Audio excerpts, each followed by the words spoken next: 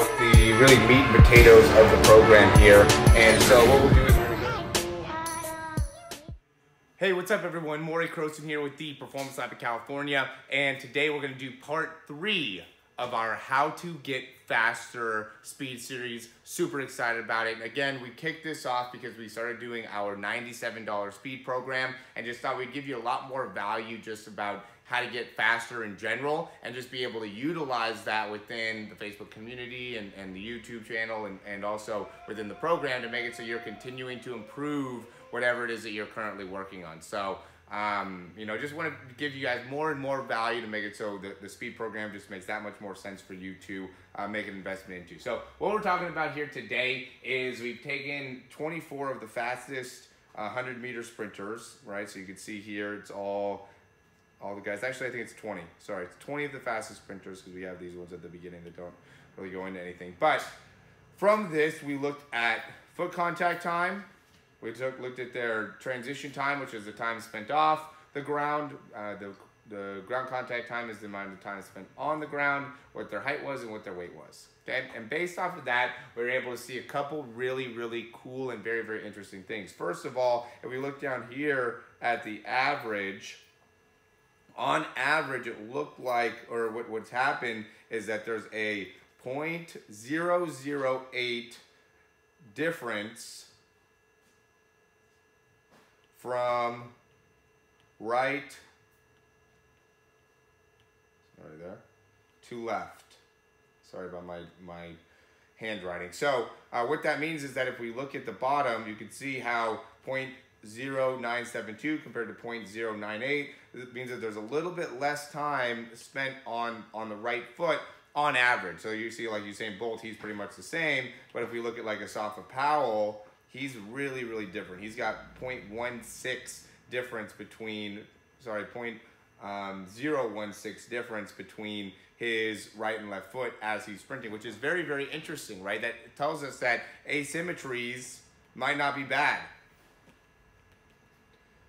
You know, asymmetries are a thing. That's going to be part of your ability to run. How well can you utilize your actual asymmetries to help you out? Because there's a lot of people that have differences in their actual running. So it's an important thing to take note of. And what this actually shows is that there's actually a 9% difference on average of asymmetries, right? And so we went into kind of thinking about what does that mean. And as we go through the series, you'll get more and more information. But what we wanted to find out more is the general person, what is their average times or average difference between their contact time? Are they usually higher? Do they have a greater difference of contact time? Do they have more asymmetries? Or do they actually have less asymmetries? Are they more, is their contact times more similar? So, you know, as you go through, you'll be able to get more information about that. And then the transition time is also very, very important because what we're able to find out, and this is really the key part of the video here, is and looking and comparing this to average people as well. Like 11.4 is the speed of the person that we timed it at, and I want to say the athlete was 5'10". He might have been 5'9", so he was about like the Tyson Gay area.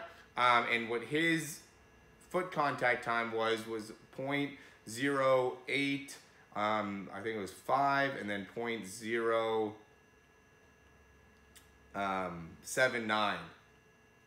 And so what that showed is that he's actually really good, had a better foot contact time than a lot of these really elite sprinters, but then his transition time, the amount of time that he spent off of the ground was, I want to say 0.38 or something, and then 0.376. It was something like that where it was actually pretty high.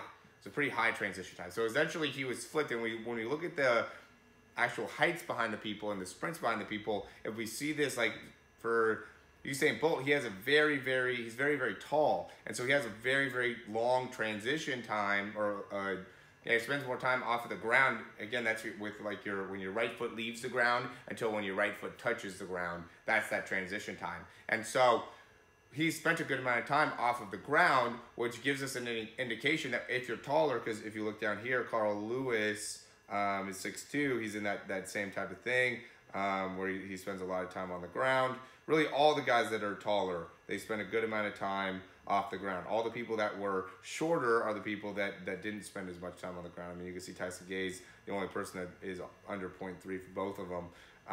And all of these guys that are 5'9" are really close to right at 0.3 with their time spent off of the ground with their feet. But if we look at their time spent on the ground, they're actually higher. So Tyson Gay has a higher foot contact time because he needs to spend more time reaching out. He needs to be able to be on the ground longer so then he could get a little bit better stride distance with each one of his steps. So what I want you guys to take away, the people that are watching this, is if you're a taller person, you want to have a faster foot contact time, okay, ground contact time, and also a longer transition time, okay, on average. And again, this is for all different sports. This is just speed. Speed is speed, right? So this is going to help you in getting faster and understanding where it is that you need to work on. Are you spending too much time off the ground, or are you spending too much time on the ground, right? What is your problem? If you don't know your problem, then you don't even know where to get started from, and we don't know how to actually help you get faster. But why we're trying to give you these videos is so then you can understand what it is that you need to do to get faster, how to get faster.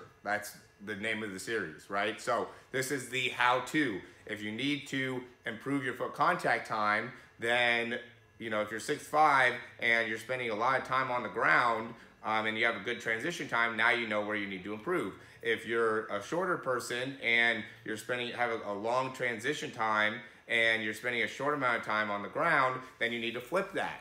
You know, you're gonna need to be able to spend more time on the ground to get a better overall length, and then that will help you in improving your overall transition time, all right? So that is such a key part of it. If you didn't get that, watch it again. That's a very, very, I know that information was very dense, right? And it came at you fast. So if you need to, rewatch it again, because it's super important to understand based off your heights. And I know there might be some people that are watching this real quick that are 6'1" or 6 foot, and let's address that in here.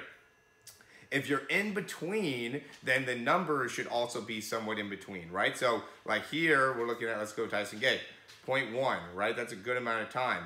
Another 5'9" guy, 0.1, okay, 0.1. When you're shorter than 0.1, it seems to really be fine. And then your transition time is a lot shorter, 0.3, 0.3, 0.3, okay? Now if you're a taller guy, like we're saying, 0.36, 0.34, 0.36, so now you're spending a lot of time in your transition phase. But if you're in between, then that number also wants to be in between. 0.38 for Justin Gatlin, 0.34, 0.35, 0.34 if you're 6 foot. So you also want to be a little bit in between, and then you also want to have a pretty accurate, a pretty good foot contact time. So you don't want to be spending a lot of time off the ground. You want to make sure that you're maximizing your overall speed when you're able to do a little bit of both. So